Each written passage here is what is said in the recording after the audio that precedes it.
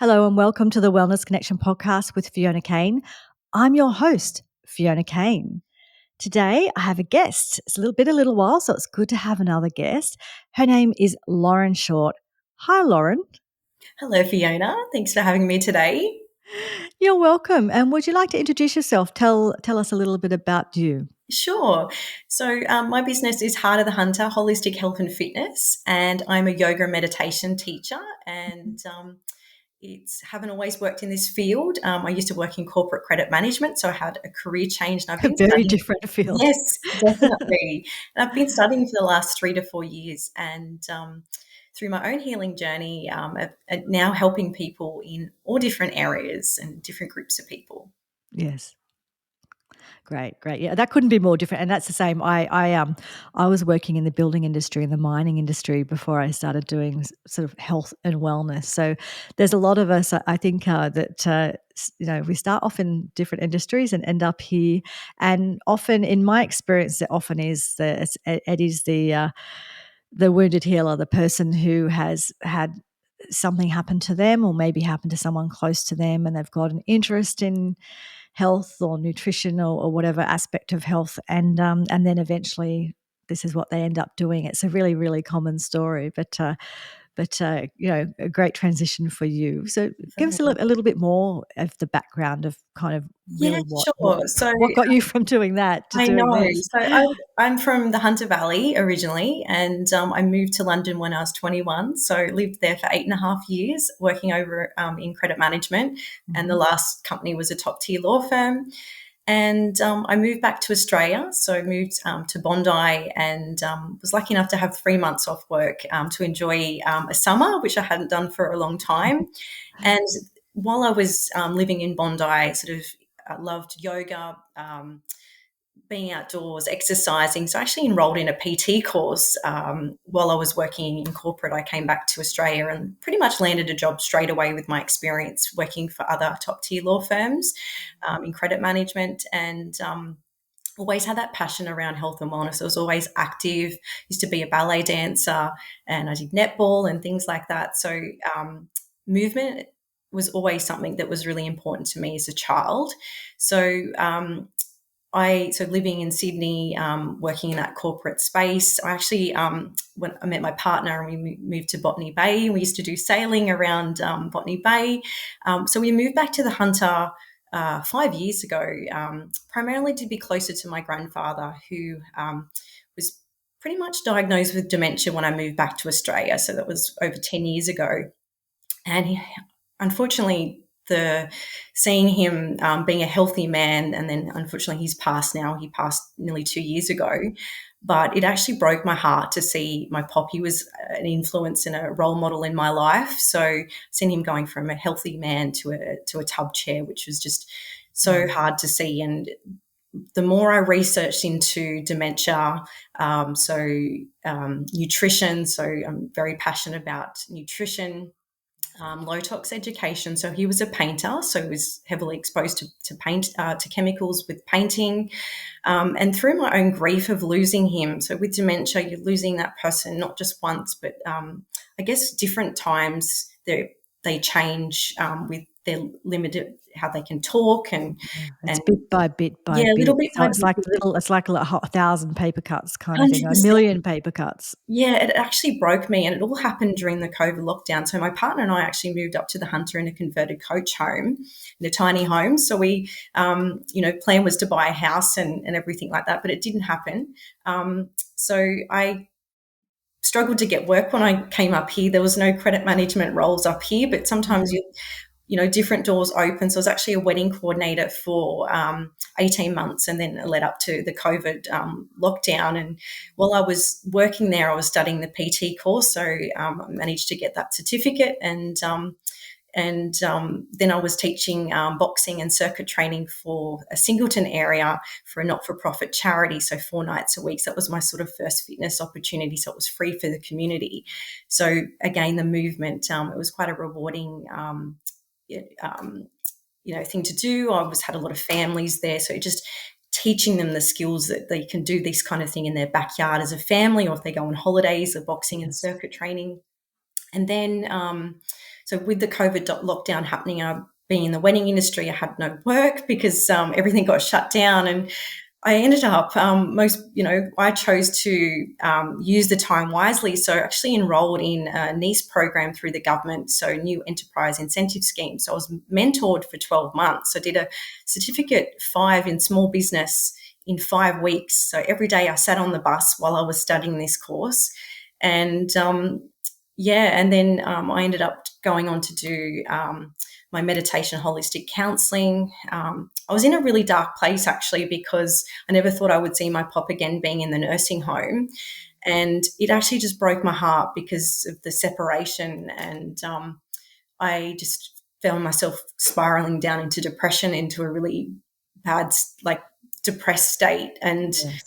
I how I got out of it, I turned to meditation and yoga. I always loved yoga. So meditation was the first thing that I sort of studied, and I could actually start to see some changes with the meditation. So I had, from conditioning from a young age with negative thought patterns, I was starting to reprogram the subconscious mind and starting to, really believe in all the things that I wanted to do, and just started manifesting these amazing opportunities in time. I could see the results. Mm. So studying the meditation, I thought this would be amazing to help children. Like, I always have this motto, be the person that you needed when you were younger. So, Yes. being a teenager, like those early years of teenagers when I really struggled with, self-confidence, and even went through depression when my other grandma passed. And I felt that it was just such a powerful thing to learn for children. So I studied meditation for And children. And also then I to went, truly understand that this too shall pass, that yes, saying, it's just because it does. The yeah, things move on, things change. And the thing about being a child and being a teenager in particular is it I don't know about you, but for my teenage years felt like they went forever. yes. So Like, the age of 14 felt like it went for 20 years. "Oh, I can't do 100%. anything. I'm not allowed to do it." And because you feel like you're grown up, but you're not, but you think you Yeah, are, and then, since I've hit since 25, then it's gone super fast. Like, every year feels like it goes a couple of weeks kind of thing. But when you're young, it goes on forever, and you just feel like nothing's ever gonna change. You're never gonna have agency. You're never gonna be able to get out of the situation you're in. And the truth is it all changes, and in the end, you look back in the rear vision mirror, and I don't care less about my school, or, like, all the things that are so big then, or your results. Like, no one asks me when I see a client, they don't ask me what score I got in anatomy and physiology, or if I got a high distinction, or if I did my HSC, which I didn't do my HSC, which is the kind of, what do they call it these days? They call it, I don't know. But anyway, it's the higher high school yeah. graduation thing that Same. helps you get into university and all that kind of stuff. I didn't do that at all. I left school when I was 15. So anyway, it's just, I always kind of like, with younger people, it's like, it's not the end of the world. We think it's the end of the world. It's so I not. know. And also, just the other thing, I'll just, before you continue your story, which is really interesting, living on the bus up in the Hunter I Valley, know. I think it's worth, because I do have people who watch and listen who are all over the world, and it's worth explaining where the Hunter Valley is. So it's kind of Yeah, north of Sydney, about 2 hours it north of is. Sydney, Yeah, and it's very well known as being a wine country, so a lot of vineyards. So there is a lot of tourism and weddings and those kinds of things. Is there anything else you could exactly. add to about Yeah. the Hunter So Valley that I haven't included? no, so the Hunter Valley, we also have some beautiful wellness retreats here. So I was really lucky. After the lockdown lifted, I actually was able to secure a job at one of well-known wellness retreats here in Colburn, and that's where I've gained my experience in the health and wellness. Um, that's the field of the health and wellness. So I sort of Yes. started working out in the spa area, and while I was studying my meditation studies and finishing that off, when I finished, I was able to secure my first opportunity with one of the top accounting firms in Australia, and then I did sort of 6 weeks of meditation, teaching all the new staff that came in. And then the year after, once I was qualified as a yoga teacher, I did yoga as well. So just teaching entrepreneurs how to meditate and to introduce a yoga practice, which was great. And after working in the spa and wellness centre, I was asked to come onto the programs team, having that PT background, but teaching primarily yoga and meditation teaching. And when guests would come into the wellness retreat, I would be a first point of contact for a wellness consultation. So going through talking about what was happening for the guest, health concerns, giving them suggestions of different practices, whether it's naturopathy or nutrition, to have those consults with practitioners that specialize in that field, and encouraging them to come to my yoga and meditation classes to help with stress. And yeah, I've been really lucky because I've been surrounded by other holistic practitioners, and learned so much from being there.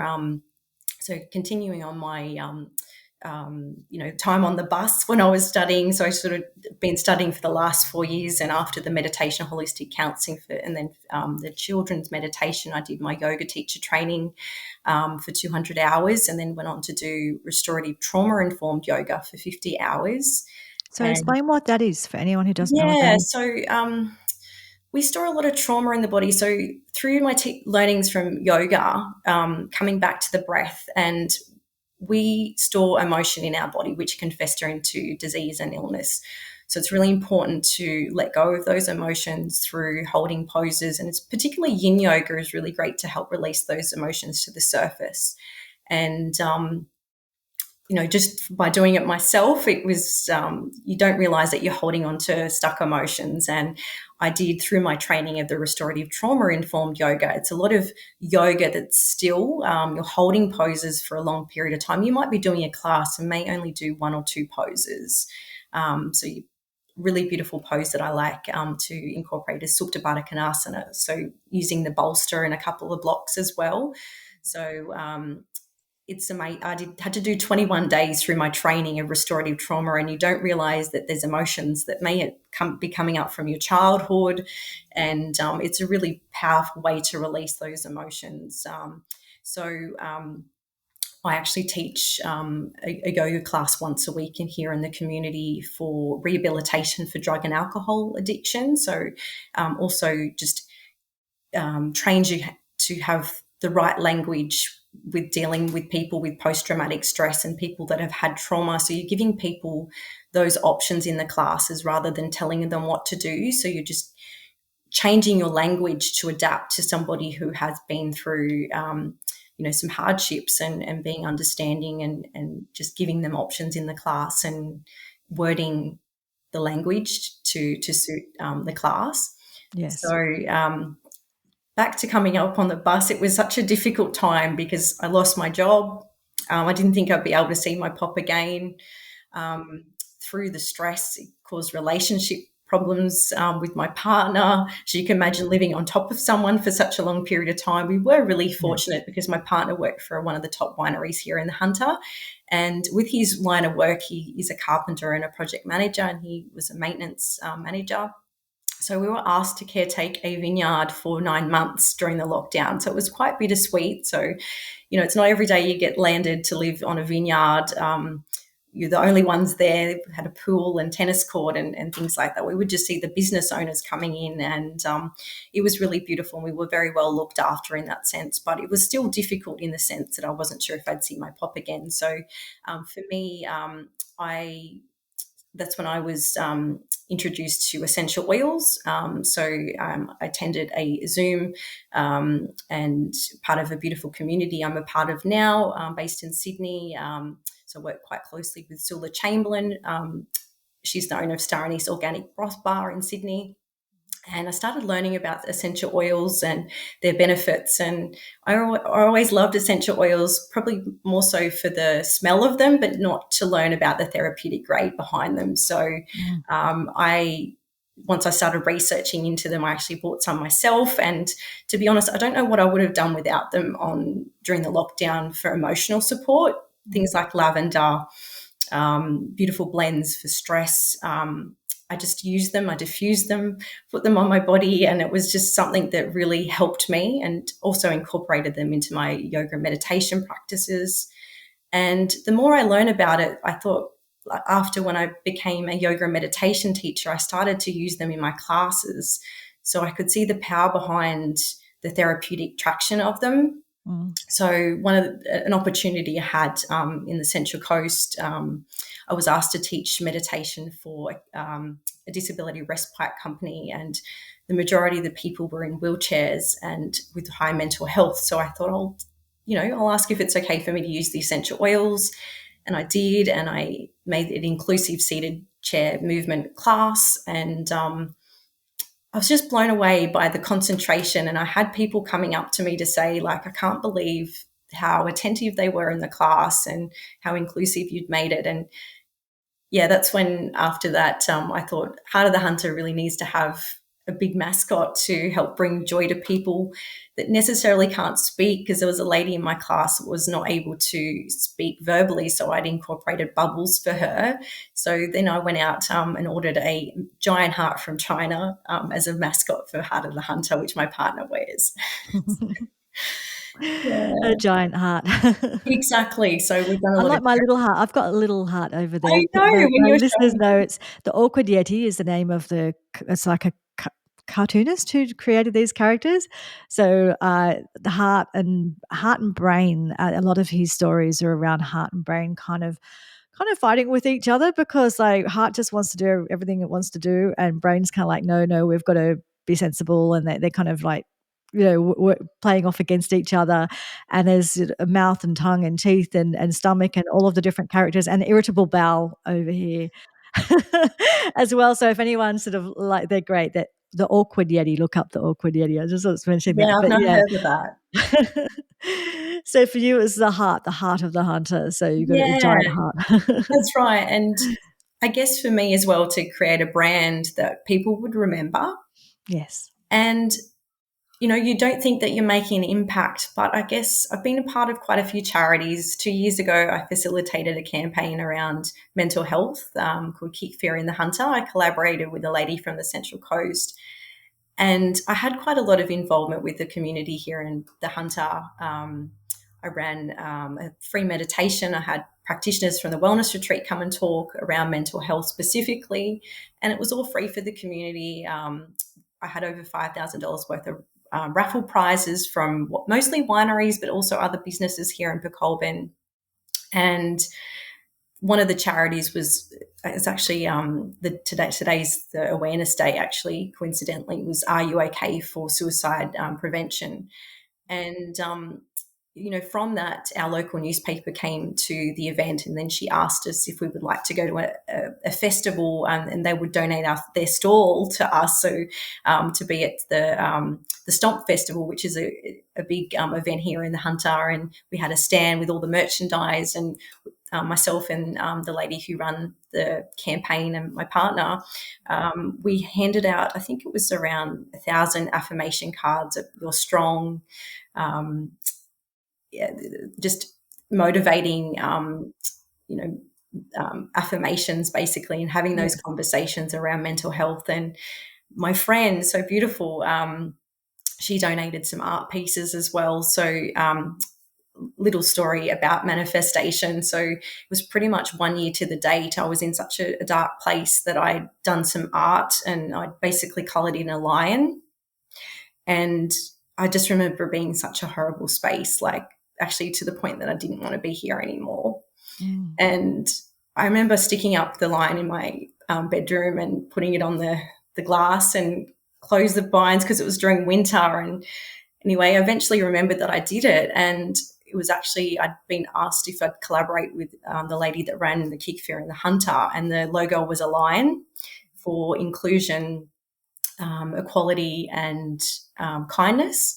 And then when I told her what I was doing, she said, look, I'd like to donate some art. And it was a lioness and a cub. And my jaw just dropped with this synchronicity of, I knew I wanted to help people, but the synchronicity of the lion was just unbelievable. And especially, Sometimes there's clues along the way, isn't there? Of exactly, there's something coming up for you, and you don't always know what it is, but you get no. little clues along the way.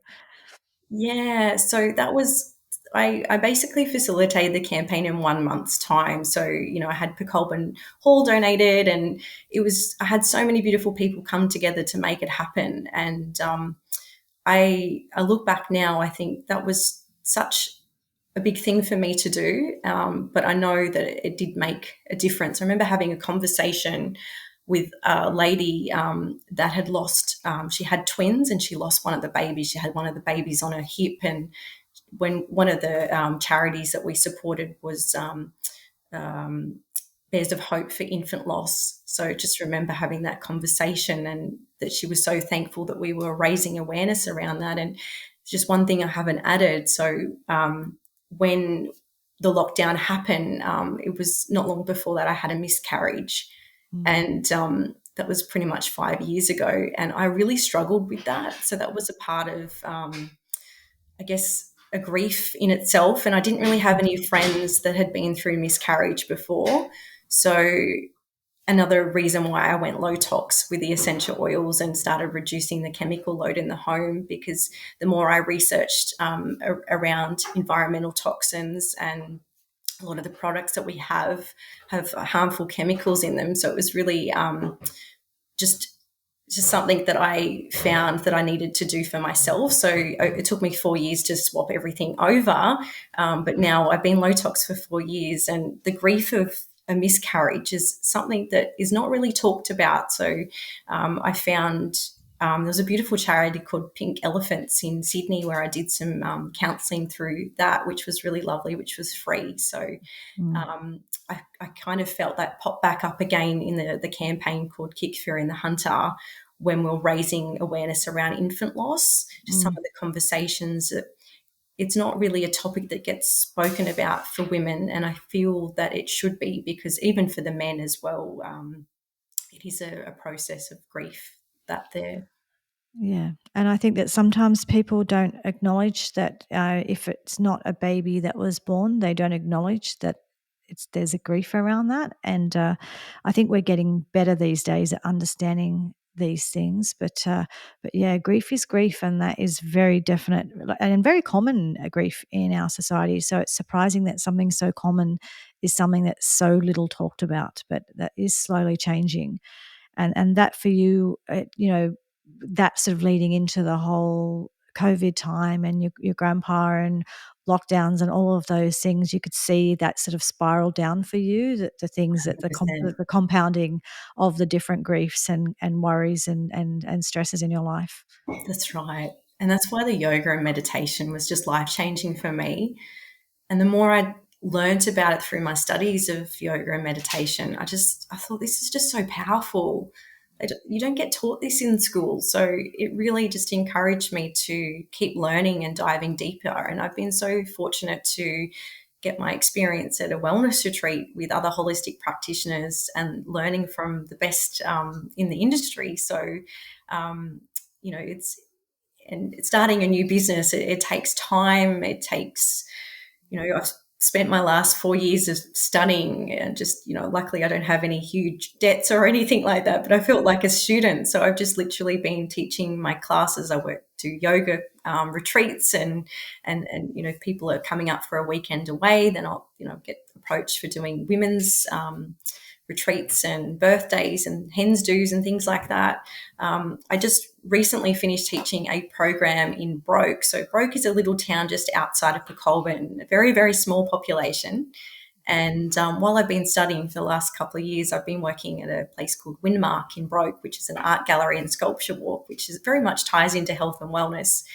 And from working there, I've managed to meet a lot of people in the community, because I was part of a festival coordinating that. So anyway, I was approached to run a wellness program in Broke, which was free for the community through flood relief. They had some really horrible floods there, and for mental health and well-being, they had some money. And I taught yin yoga once a week, and kids mindfulness and games for 5 to 12-year-olds, and taught meditation and stress management at a venue called the Starline Alpaca Farm in Broke, and beautiful little space where they can do weddings and functions there. But they also have alpacas and animals, and they have a sunflower farm, which I love sunflowers. So for 9 months, I had that amazing opportunity where I got to meet the community. They could come, it was free, and just for providing that education. And I know a lot of the people they really appreciate it. And I got to form some great friendships from learning from the students coming and getting to know them from the community. So unfortunately, the funding ran out, so we're reapplying for more funding. But those are the opportunities that I find to be really rewarding. Yeah. Yeah, Um, definitely. I'm grateful from the experience at the wellness retreat. Unfortunately, not everybody has, disposable income to spend on a couple of nights or a week at a wellness retreat. So I Mm. find that the skills and education I've learned, I like to give to people that don't have that opportunity always. Yes. Yeah. And as this host who forgot to mention that our topic today, we actually did have vibrant living. Later. Just drop that in. Look, there's a couple of things I do want to certainly talk to you about more about the different holistic methods that you use, because obviously you went through a really dark time and there's some things you used, and you hinted at one of those was the essential oils. So the things that helped you to get out of that. But I would also like to just from observing and just talking to you and talking about all the things that you've been doing, I'm guessing that one of the things, well, once lockdowns were over, because that anyway, keeping humans apart from each other for lengths of time is, well, we can see what the outcome of that is. There's so many tragic stories and so much trauma and so much, we could talk about that for hours. It's just terrible what happens with the lockdowns. But anyway, um, what I've noticed, though, at least since you've been able to, is that a lot of the themes here I see are a few things. One is the theme of art and beauty, like having kind of beauty in your life, or art, or just expression in some way or other, whether it's the line or the the just the beautiful surroundings and the gallery and that kind of thing. But the other thing I see is a sense of community, and it's a sense of okay, well, I don't one thing I can do right now is I can give back. One thing I can do right now is connect with community. And there's something to be said for being needed somewhere, being expected somewhere, making a difference, being part of a community and feeling like you're making a difference. I think all of those things are really healing and really important. And when we look at all of the studies they do on it, because as a nutritionist, everyone goes on about the Mediterranean diet, and the Mediterranean diet is great, but they fail to include the part of the Mediterranean diet, what makes the Mediterranean diet so good. So yes, it might be the olive oil and fresh produce and all of that, but it is actually also the fact that these people have community, they have connection. So they're part of a community that where as people get older, they're respected, they're part of the community, they're included. They usually have extended families. And as you've been talking about up until now as well, you've been talking about the movement, the moving your body. So they usually have lifestyles that require them to move their body, whether they're sort of tending to the crops or the rice paddies or the olive trees or the cows, or they just live somewhere where they've got to walk up hills and up down hills or whatever, and they're having these slow real food meals with their family, and they're connected, they're part of community. So I just really feel for you, a big part of your story, that there's a few aspects here, but there's definitely the movement, which is consistent in there. There's definitely kind of, it seems like being present and gratitude practices that you've been including in here. But there's also this whole sense of being part of something and being part of community, because sometimes when we, rather than just looking in all of the time, oh my God, this, that, the other, when we look out, we it takes that pressure off worrying about ourselves. It distracts us from worrying about ourselves, but it also gives us something to focus on, and something positive to do. So does that feel? 100%. 100%. And that's what I want to create more so here in the Hunter. Mm, So I've been doing a little bit more networking over the last month, and I've met some really beautiful souls. Just on Saturday, I collaborated with four women in Newcastle for Newcastle Wellbeing and Mental Health Expo. So a mm, nutritionist, a counselor and a life coach. So the four of us went to that inactive suicide prevention, and we did a gratitude wall. It was all free for everyone to be a part of, and we then had a stress kit. So we had some lavender, some marbles, don't lose your marbles, and some little bubble wrap for stress, so they could make their own kits. And it was just really beautiful to be a part of. I think collaboration is so powerful. So I could have went there by myself, but I was approached by one of the ladies to collaborate, and we just got so much out of it. We ended up putting a prize together, which was free to enter, and we put a voucher from each of us, which worked out to be over $1,000. And the lady that actually won it owns a taekwondo studio or being a part of that in Newcastle, which they've just initiated a charity. So yeah, you just never know, those conversations around mental health and community and connection, just knowing what's available. And even being at that expo, I couldn't see too many other places from where I'm from. So it was now getting in contact with other health and wellness companies that maybe you don't specialize in that area, so you knowing who you could refer someone to. So that connection and community there has been amazing. And I know, being part of the Broke Wellness program, I coordinated myself plus another health and wellness lady who did ice baths and breath work. So through that, I came into it did it for 9 months, but there was another teacher before me. But I could just see the essence of the community and connection by being involved with that. And we had another lady doing yoga through another funding scheme, but we all put it together. So even though it was separate, just so people knew that we had what was happening for wellness in the Broke community. Yes. And I just always come back, especially during COVID, I think, when I became involved with essential oils and low tox through that particular community. I actually don't know what I would have done without it, because I was in such a vulnerable and low state, but it's what helped keep me accountable and just learning. It was just such a learning and like a rebirth, I'd like to say, just because I guess I was discovering what was working for me to help with my wellness. But it always comes back to community. I know where I'm at Winmark when I work a couple of days in the gallery. Karen, the owner, she's a really inspiring lady. She brought Pandora to Australia and New Zealand, and what she's creating for Winmark around the art and sculptures is community. So I really feel that that's what people need as part of the pillars of health is things like breath work, movement, low tox.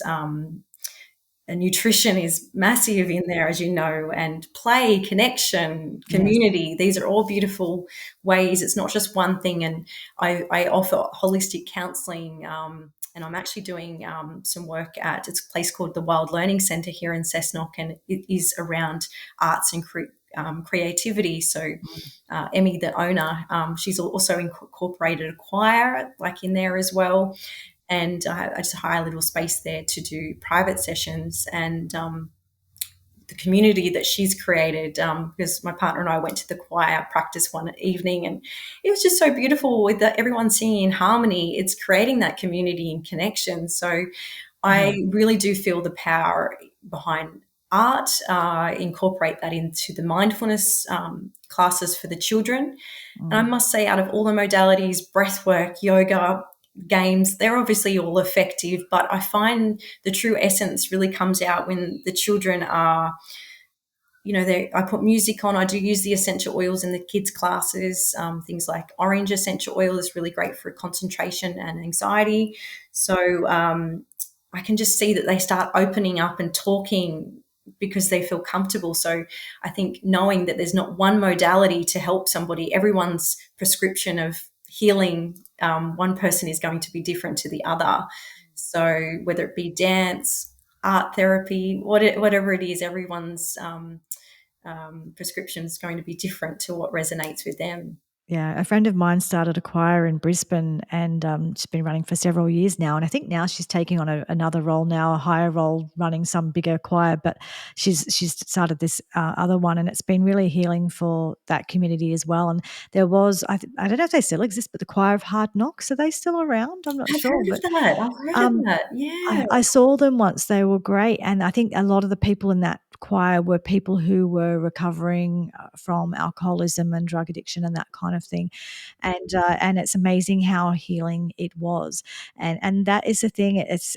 Everything always comes back to community. So whether it's your community, the people that you dance with, or the people that you do yoga with, or the people that you go to church with, or the people that you sing with in your choir, or maybe you become a volunteer somewhere. It could be it could be the community in your job, if you like, if you like the people that are in your job, but there's lots of different ways to find community, and it's just really important.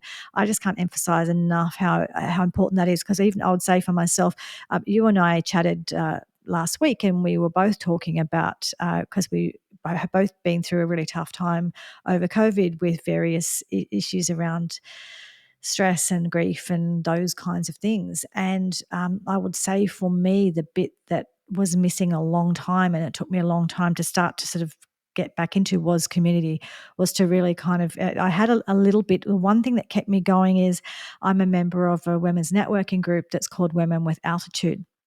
And I found that they were the ones that kind of reached out to me and kept me sane for initially. And also I found I'm also part of a member of the Sydney Hills Business Chamber, and we have a My Board group, which is a small group within that, and it's some members there that actually kept me, it's just kept contact with me, kept me as part of the world. I know it sounds really, really weird, but when we go through all these, we tend to detach from the world and tend to you start to feel like you're not part of it. You don't matter, or I don't know. But when we're lonely and when we're in our pain, we tell ourselves all sorts of stories that are just not helpful at all. And so having a community, whatever that looks like, but someone in your community who kind of just reaches their hand out and just reminds you that you're part of the community, reminds you that you're human, reminds you that you matter, all of those things. The more I've stepped out and got back into community, the more healing I've had. So yeah, what you're describing, I can really relate to, is being connected and being part of the community, and how healing that is. I love that. Definitely. It's helped me so much. I know when I lived in London, I was previously married for 6 years. And when I went through a separation and divorce, I had no family. So my friends became my family. And one Yes. friend in particular, she introduced me to some volunteer work called Street Souls. So every Friday on a fortnight, we would go out to one of the main parks in London on a Friday night, and we would give out sandwiches and hot drinks. And I just remember going through such a hard time. I felt really lonely and just felt like my whole world was coming down. But to put the focus on someone else Yes. was the most healing, and also just it felt so lovely to be able to give back to someone who just wasn't able to have everything that you have and you take for granted. So I never forget one night, it was freezing cold and we'd always have our beanies on, and I made so many beautiful friendships through this. And even the gentleman that founded the place, I never forget, actually, he had a charity shop in aid of the street souls for homelessness. And I remember bringing back my old wedding dress to give to him to donate to his store. And he said to me, Lauren, a lady just bought your dress, and she was just so happy. So like, you just kind of try and turn something that was difficult into a positive thing for somebody. But I remember one evening I was out talking to the people. So in the beginning, a little bit more reserved, but once you get to know the process and knowing how it works, become a bit more comfortable to go and talk to the people coming.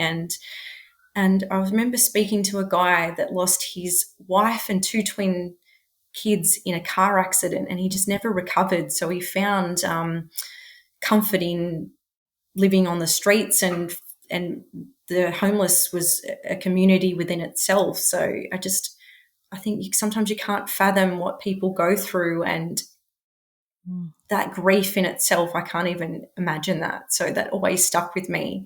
And again, when I came back to the hunter and I had no work for 3 months, you can have all the qualifications and experience, but if there's no work, there's no work. And rather than feeling depressed and sorry for myself, I volunteered for 3 months at, it was called Hunter Hands of Hope here in Cessnock, not far from where I live.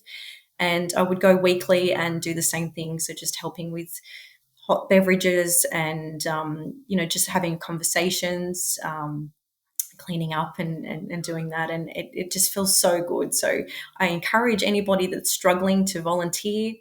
Um, when I'm coaching clients, if they're going through difficult times, I always encourage them to volunteer, because if you have never done it, it is so rewarding. It can help build Yes. confidence, and you create a new community within that volunteering service as well.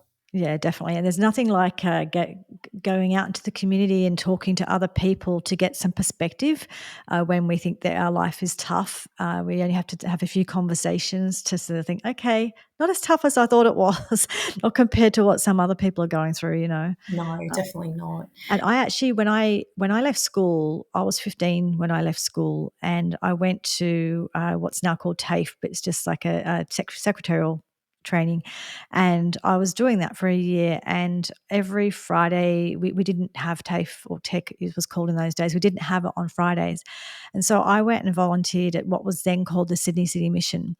And so I was a receptionist in their office, one of their offices, and in a place that called Mount Druitt, which for those of you overseas, that's just a place was quite high unemployment, that kind of a lot of social issues related to that, and boy oh boy, what I didn't see there, I can tell you, that was an interesting experience. I was 15, and I worked there for most of the year. But what happened, besides the fact that I loved it and I learned so much and I got to be doing something, a part of something, and I learned about human nature and I learned about being a receptionist, is that I was the first one to get a job out of everyone at my college, because I had experience, and I obviously had get up and go. I was willing to give up. Everyone else was going to the beach on Fridays, and on Fridays I was going to Mount Druitt and working as a receptionist and getting abused by people in the reception area. And interestingly enough, my very first paid job after that was actually working for the Volunteer Centre of New South Wales.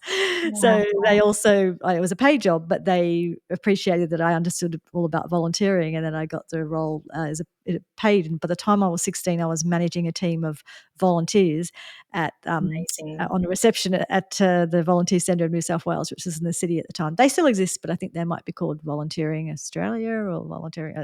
Anyway, so yeah, volunteering has been a big part of my life as well. Me too, definitely. Yeah. I'm aware of time, but there's a few things I still think that it's worth us talking about. Now, first of all, a couple of times you've talked about low tox living. Can you Yeah. just explain a little bit about what that means? Yeah, sure. So there's a book called Low Tox Life by Alex Stewart, and she started a movement of reducing the chemical load in the home. So it could be starting from personal care products right through to plastic. And I actually met her, which was an absolute dream of mine, in Singleton at a workshop that she did. So I've been following her since the lockdowns, and so basically reducing the chemical load in the home and on the body. So we have a lot of chemicals in conventional products. Unfortunately, candles, a lot of people, just because they smell good, it's really important to make sure that they're good quality. So like Yes. beeswax candles. Yeah, I only use beeswax candles for Yeah, that so reason. I used to love candles. I just use a diffuser now.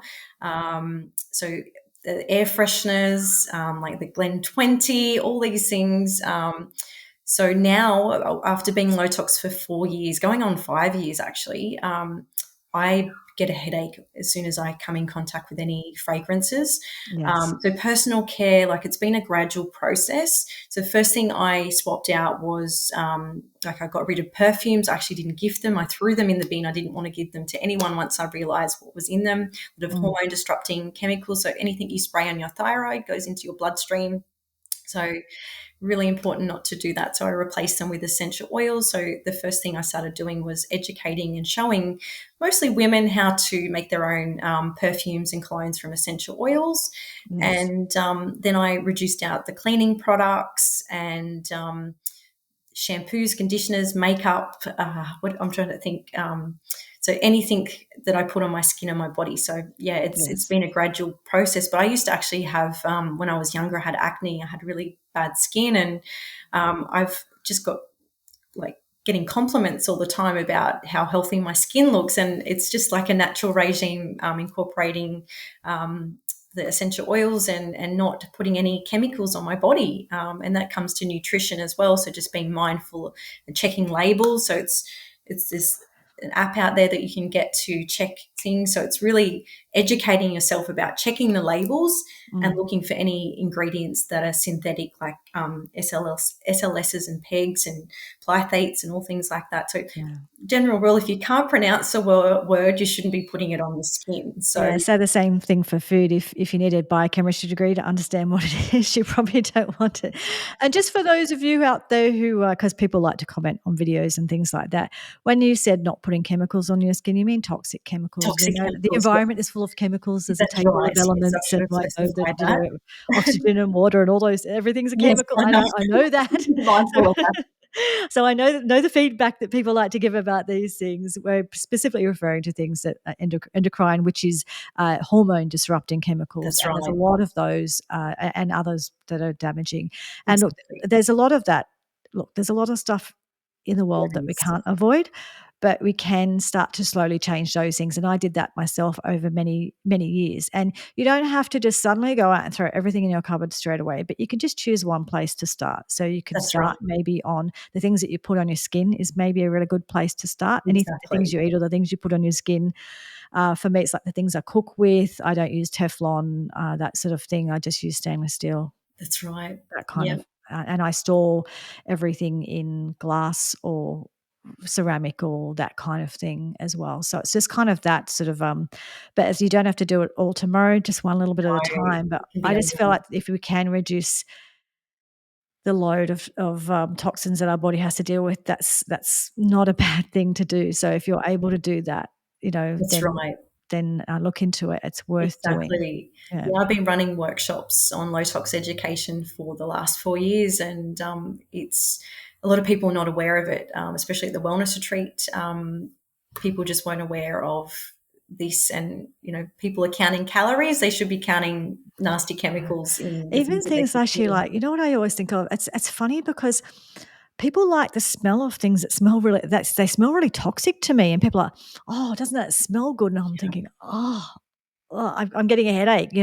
I've just booked into a hotel for a couple of days in the school holidays with my husband, and the hotel we really like, and but they pump out smelly stuff in the lift well, in not the lift well, but the outside of the lift on the floor.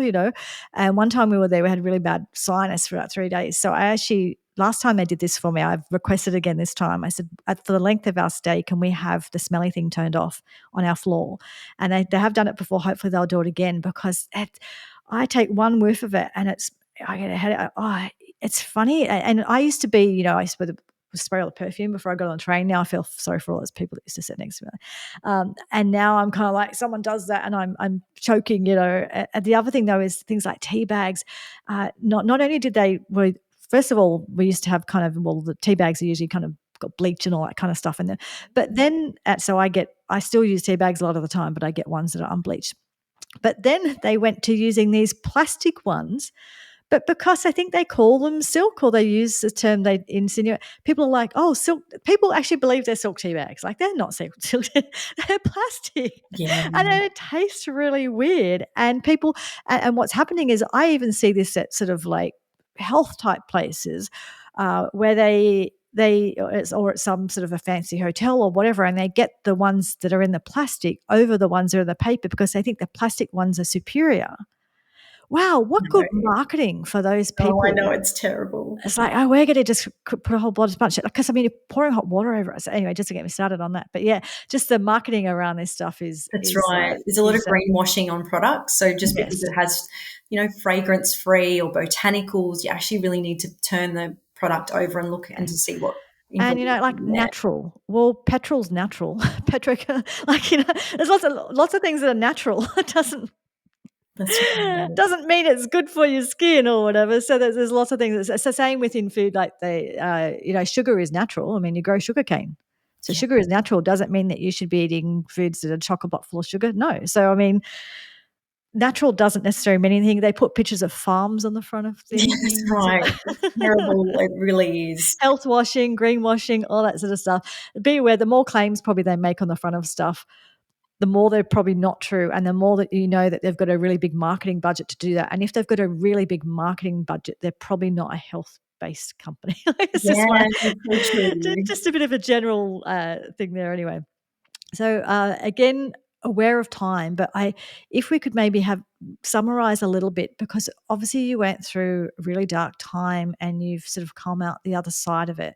And if you could sort of summarize for people like some of the things that, if they're thinking, okay, I'm in a really tough space right now, where are some things I could focus? Maybe where are some, it might even be just some starting points, because they don't have to, again, it's no one has to do all these things tomorrow. No, So that's it's just right. one thing at a time. So maybe what some starting points Yeah. are and I some think some I different think for me, I was just directions. sort of thinking about this. I've seen, two grandparents. I've got one that's 88 in a nursing home, and it has been so challenging to see them in a nursing home. Like, just it's been hard.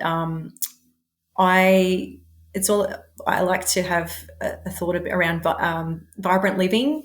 So living your best life, and I've just turned 40 in June, so I feel the best I've felt in my whole life. So it really isn't about age.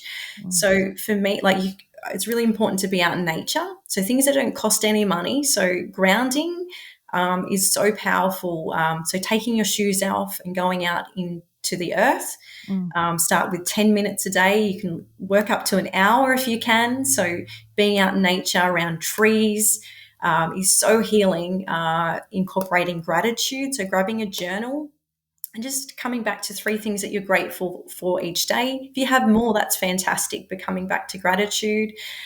Find movement that you love. I think there's no point joining a gym if it's not for you, whether it's walking, hiking, swimming, dancing, running, whatever it is. Everyone's idea of joy, movement will be different for each person. But I yes. really believe find movement that you love so it doesn't feel like a chore. Mm, Breath work, so taking 5-10 minutes a day, whether it be like a morning ritual where you're going to just take the time to breathe. So it always comes back to the breath. When we come into this world, we start breathing, and when we leave this world, we stop breathing. So when I come across clients with anxiety and just really anxious, just training them how to come back to the breath, which is something so simple. yes. And I think following your passion, I think, like, I changed careers later in life, and like I wouldn't want to be working in credit management till I'm 60. So I feel like if you find something that you love, you don't feel like you're working a day in your life. It's Mm. more of a joy and rewarding if you're helping people. So finding your purpose, I think that's a big thing. And And just even if you can't do that for your job, it doesn't mean you can't do it somewhere. that's So it right. might be something you do as a sideline or something like That's that. But right. not everyone has to leave their career. There's a whole bunch of reasons why people might want to stay in Exactly. it, but it doesn't mean you can't still do some of the thing that brings you joy as well. Yeah, I just want to share. So, when my grandfather was in the nursing home, he would almost be in a vegetable state. And I would put him in his wheelchair and take him outside, and they had a rose garden outside with a water feature. So I would always pick roses out of the garden. I'm not sure if I was meant to, but I would pick in roses out of the garden. So roses are the highest vibrational plant on the planet, vibrating at 320 megahertz. So when people say stop and smell the roses, it really is true. So Okay. I'd pick him the rose. I'd So get that's him kind of to lifting your vibration, lifting your spirit, exactly. your We're all vibration. Yeah, energy. So just to as kind of a community and as the world, we want to try and raise our see why I vibration. like smelling roses so much. There you go. Yeah, Now it's I so know. powerful. So I would pick them, he would smell them, I'd put him in his pocket. He was just surrounded by roses, and then I would put his music on. So he loves Slim Dusty. So within 10 minutes, his whole persona would change. He would be singing all the words, he'd be laughing, and just the impact of being out in nature and having his music and the rose. He was a different person. He was back to his Yes. normal self. And that's when I would get the glimpse of my pop with the dementia. Yes. And unfortunately, I never had rose essential oil. It's expensive because there's so much rose petals Yes. incorporated to one tiny bottle. It's so much appreciation for a little bottle of essential oil, the amount of work that goes into it. But I never had it. But my partner gifted it to me after my pop passed. So anytime I smell rose, it makes me think about my pop. So now I'm doing the same to my nan. Always take her outside, and really just getting her in nature, and it's the little things that when you start taking those things away from people, it can affect your health. Yes. So, getting people out in nature, grounding, so healing. They Mm. don't cost anything. It's so Yeah. powerful.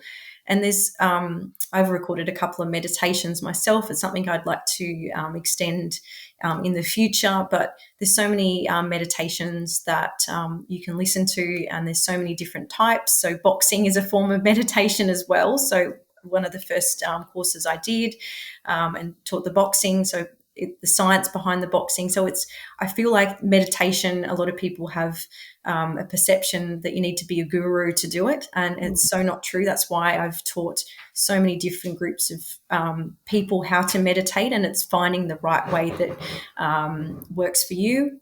Mm. And what's important when you're meditating is to getting the body relaxed. The body's not relaxed, you're going to be quite anxious and moving around a lot. So to getting the body and the mind primed with relaxation is really important. That's when the real magic happens. That's why I Yes. love Shavasana in yoga, because it's when you're all relaxed and the healing and the magic works when you're not stressed and your whole body's in that relaxed state. So Yes. Yeah. Okay. Well, I think we're out of time. We might have to I know. leave it there, but is there anything else that you'd like to leave us with? No, think I've covered everything. It's We've covered a a lot, and lot today, haven't I we? think it's really important people know that they can just start small with things, and there's more than one way to do things. Like you were saying, you could do 100%. boxing or you could do dancing or whatever. So it's kind of don't get caught up in the only way I can do exercise if I go to the gym or it's I think we tell ourselves stories to limit our opportunities, and really there's a lot of different this is more than there's an old-fashioned saying, but I won't say it in regards to a cat, but there's more than one way of doing things. That's a better way of saying it. I got all these old sayings in my head, and I say them these days. I think, oh, okay, then no, I don't think that works anymore. And if I will obviously put your details in the show notes, but if people want to get in contact with you, where can they contact Yeah, you? so I've got my webpage. It's www.heartofthehunter.com.au, So and it has heartofthehunter.com.au. that's right, and it has all my details and different modalities that I do on there. And yeah, you can reach out to me via the website. I've also got Instagram and Facebook, but all those details are on the webpage. Well, thanks so much, Lauren. Thank you so much for sharing your story. It's been really great having you on Thank today. you so much for having me. I really appreciate it. I'm sending you a little heart for Heart of the Hunter. Oh, thank you.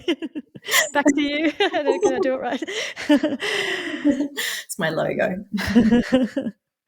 So, thank you everyone for listening. And for those of you who are watching on YouTube and Rumble, you can comment on YouTube and Rumble.